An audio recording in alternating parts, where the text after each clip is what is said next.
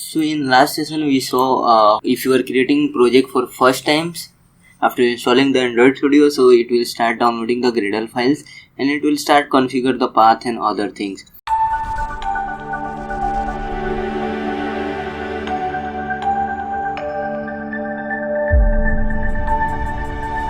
Also along with that we saw that there are 4 windows, this left side, then right side and the center and the below one.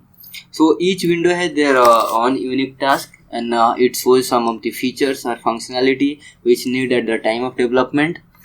I'm not going in deep, but I will just give you a basic structure and that what is the use of these all things. So here if you see in the left there are Android, and after that you will see there are so many options like project, package, and click up that drop down. Then also you see the project source file, then problems and Android. So by default we have to need this selected that Android. In that you will see that there are 2 options only it will show along with expandable, that and which is comes inside this project.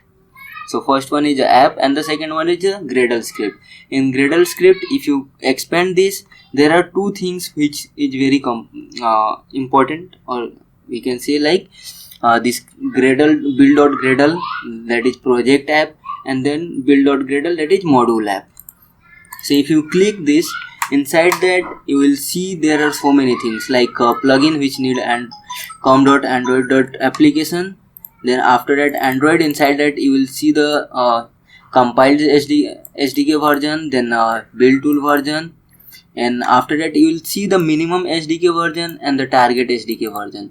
Minimum SDK version is a version which this app which you will build, it will work on or above that version, not below that version. So minimum is 19, and then the target is like when we develop the Android application, that time also we need one virtual Android. So the SDK which we saw in our first session which we are downloading, and along with that SDK this version has been downloaded. So other things you will get slowly, and that what is the need of that. Also the version code, like when you download the app, that time you will see like one version code is different which is for internal management, and the version name which shown to the user like 1.2.1 or 1.3.2. after that in the dependency part, when you start implementing the application, you will need some other library or third party library, or like you use Google Map or anything, so that library we have to integrate over here. So this comes in the Gradle part, and most we need rarely this project level to put something inside that. If you see inside that, there is only you will see that the build Gradle version. So we don't need most of the time to change anything in this file. So keep away from this file, and only if you need, then you have to add some version, some SDK, some library inside this. So this was present inside the Gradle script. If you go inside the app and expand this, here you will get 4 directory. These 4 are compulsory. If you see the res which is resource, inside that you will get 4 other directory. One is drawable which you put images inside this drawable. Then there is layout, when you see multiple screen, means activity on your page, that pages on your app that are present inside this. And after that you will see launcher, the icon of the app which are present inside this minimap. And then the values, if you put some colors or string which you want to show in the app message, or style if you want to put some style in your app screen, so that are present inside this values folder. So we are not going in much deep of this. If you need, we will you can ask me, I will explore in depth, or you will find on the Google site also, on the Android Studio site. Then inside this Java you will see 3 packages. The first package is compulsory, because all the activity fragment or classes whatever you are going to create, you have to put inside this first package. And then if you go to the manifest, then here you will get manifest.xml file. Inside that you will get your name of the app, then image of the app will be mapped here. Then also the activity which are used in your application. If you don't define that activity inside this activity section, that will not be added to your application. So that activity should be mentioned, the name of the activity should be mentioned inside this Android manifest.xml file. Along with that, if you want to give some permission to your app, like internet access and call recording access or camera access, then you have to define in this. As well as if you are targeting higher version of Android, like Android Pie and you can say above 5.0, that is Marshmallow and above, then you have to do that, you have to take that permission programmatically also. So these were the section where your project's files are present along with the project name. In this second section, which is a center, here you will when you click on any of the file, that will be open in this section. So here you can add or modify whatever code you want to do. Suppose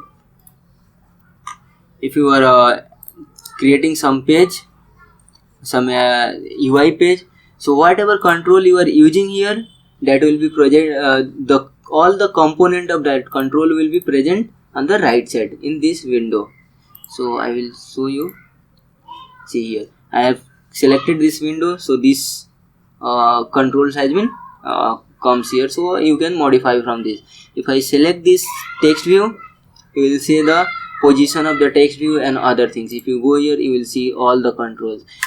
Other than this, if you are writing all the controls yourself using XML, because all the UI has been written in XML, so as soon as your text code will be appear in the center window, all the layout, means whatever component you have added to your layout, will be present here on the right window. Along with that, there are so many other features which you can see on the right side.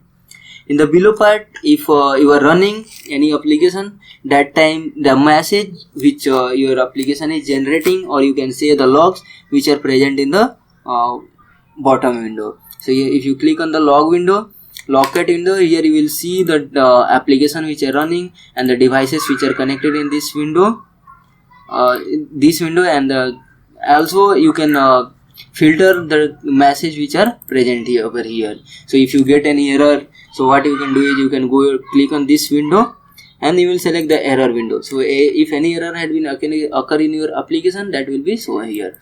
So this was a basic rough idea of this window. Along with that, if you want to create a new project, so you have to go to the file, then new, and the new project. If you want to open existing project, so click on the open inside the file.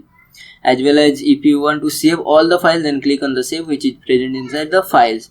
Along with that, I will not go to all the options, but there are some of the options, like if you want to build, or if you this we need later on when we want to deploy or upload our application on Play Store, because using this build option, inside that there are options to generate APK files and rebuild our projects. After that, here you will get the run option. If you go inside the tools, here you will get all the options related to the SDK and other functionality, like here you will get the AVD manager, then SDK manager. If you click on this, it will open a window from where you will download another SDK version which is needed, or any other library which you need in your project. Along with that, if you want to connect with the Firebase, then all the connectivity will be present in this option Firebase. If you want to change the code from Java to Kotlin or Kotlin to Java, you will get option inside the tools. Or other than that, if you want to run your application, then you click on the run and then the run app. Otherwise that, there is one more option, you can see this one green. If you click on this window, it will start running your application. In the next session, we will learn how to create the AVD so that we can run our app on the AVD. So thank you for watching. If you have any query, you can connect me.